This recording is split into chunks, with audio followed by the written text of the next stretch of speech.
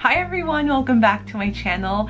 So in today's video, I got inspired by Abby. She's been doing her Vlogmas. Recently, she filmed a video about the 10 products she would repurchase if she were to lose everything in her makeup collection, which is actually, it's a scenario that would happen so often when I used to work at Bare Minerals. Like, it would happen nearly on a weekly basis. We would get people, especially, I worked in the Fashion Valley mall back in my Bare Minerals days, and it was the closest mall to the convention center, to the cruise docks, to the airport. So we would get customers coming in all the time telling us that their luggage got lost, their makeup bag got lost, or got stolen in the hotel room, or got misplaced or something. So this is a scenario that I know how to handle very, very well. I would just hook them up with the best value set I could find them at Bare Minerals and try to get them basically their full face in about, I think they would end up spending like 120 total, because I would just hook them up with the Get Started kit and just a few extra little bits and bobs. But yeah, I know the scenario very well. So I know exactly what 10 products I would repurchase almost immediately if that were to ever happen to me. So let's get started. So I'm not much of a foundation girl nowadays. I just like slapping some concealer, and the concealer that I've been slapping on my face has been this little fella from Rare Beauty. This is the Rare Beauty Radiant Touch something concealer. It's basically my skin tone in a bottle. Blends out so nicely. I've used half of it already. I just love it. This reminds me so much of the Bare Minerals Bare Skin Concealer, but it has a much better shade range. I also love the applicator of this so much more just because it's big. So if you have a big face like I do, you can just cover a very large surface area with one dip. It's just, it's so good. It's such a nice product. Highly recommend. And I feel like it's priced really well. So this would be something that I would go and buy immediately. I have not reached for another concealer since getting this. So another product that I reach for every single time that I do my makeup is this powder, and this has been my go-to powder for the last few years. Even when I was still working at Bare Minerals, to set my face, I would use this instead of the Mineral Veil. Just because with Mineral Veil from Bare Minerals, I'm getting sidetracked, but it is a very oil absorbing powder. Even for me that I have quite oily skin, if you are not someone who is super light-handed, it'll give you a white cast. So I don't want to be worrying about that. Plus, if the weather changes or have any acne spots, like, I don't want that to be emphasized by a drying powder, and this is not that drying of a powder. It works when I'm on my oiliest. It works when my skin is dehydrated and dry, especially if I have to take some type of like prescription medication. I don't know why, that always just sucks up all the moisture from my face.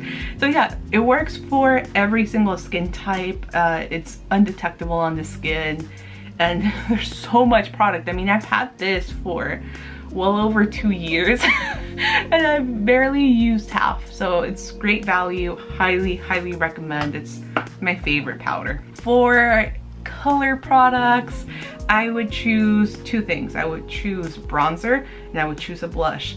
If in an ideal world where Bare Minerals didn't discontinue every single item that I freaking loved, I would go back to this bronzer. So this is the Invisible Bronze. They sadly discontinued this last year, but this was the shade Fair to Light, which is still my favorite bronzer. I just try not to use it too often in videos because I can't even get it anymore.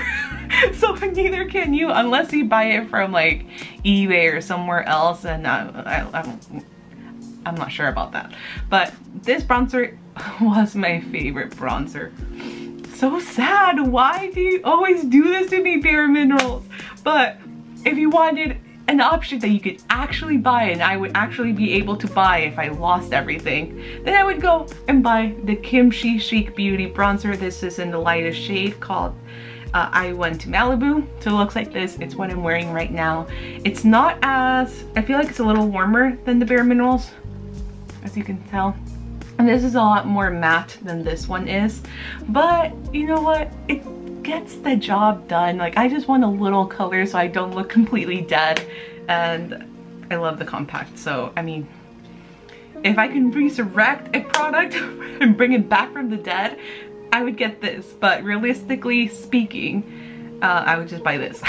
For blush, I love blush. I mean, you can tell because I've gone quite heavy on the blush. But I do really love the Tower 28 blushes. This is the, what's it called? It has such a long name. It's the Beach Please Luminous Tinted Balm, and this is in the shade Golden Hour, which is this warm kind of coral pink. It was the first of these that I've ever purchased, and it's the one that got me hooked on this formula. I love anything like cream, especially blushes, and this blush formula is so easy to work with, so I would definitely repurchase this. And plus, you can also wear it on your eyes as well as on your lips, so it's a very multi-purpose product.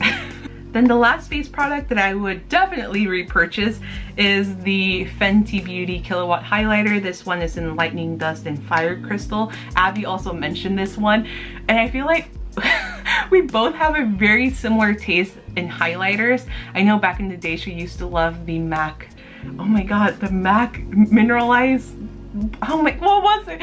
It was one of those mineralized like highlighters, and one of the palest shades. Was it Soft and Gentle or was it the other one? I don't remember, but it was one of those. If you remember those, then you're probably the same age as us. But yeah, she used to love that. I used to love it back in the day, and now we're both in love with this guy. And I mean, I've hit pan in this is Lightning Dust. This is just such a nice shade of highlighter for, you know, us more fair to light gals. It's kind of like a warm champagne color, but it's not too warm that it pulls yellow on my skin. So yeah, it's very flattering. This is a little bit more glittery in a way. It's a little more extra. So now I've been mixing both of them because obviously I'm almost out of this guy, but I've never ever hit pan on a highlighter until I tried this one. So it is incredible. Such a nice formula. I wish they would just sell this guy by itself, because I would definitely just buy this. But both of them are really nice. They're both really nice, but obviously I like one more than the other. Now for eyes. So I have 3 products. Wait, how many products have I mentioned? 1, 2, 3, 4, 5. Okay, yes, we're good. So for mascara, I mean, I'm not too picky with mascara, but if I were to buy another one, I would want to buy one that I know won't smudge at all, and that's this guy. And I feel like this is one of the most repurchased mascaras for me. It's the most reliable one for me. Like, this is my go-to concert, music festival, like travel mascara. So yeah, it's a good one. This is the Glossier Lash Slick. It just doesn't budge until I remove it, and it removes so easily, like after, you know, a long day. Removes very easily with, you know, a makeup remover, oil, wipe if you want to use a wipe. I don't like wipes, but it removes very easily, but it doesn't smudge.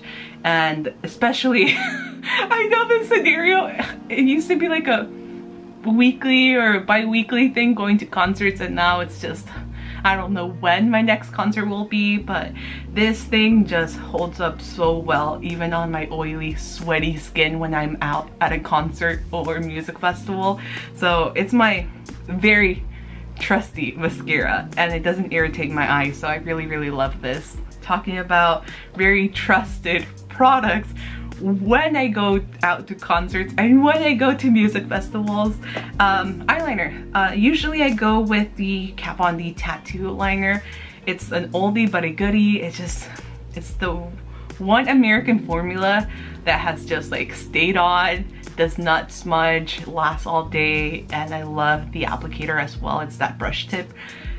It's really nice. But recently This I just finished today actually. But recently I purchased the One Day Tattoo eyeliner. This is by K Palette, and I purchased it at I was gonna say Miniso.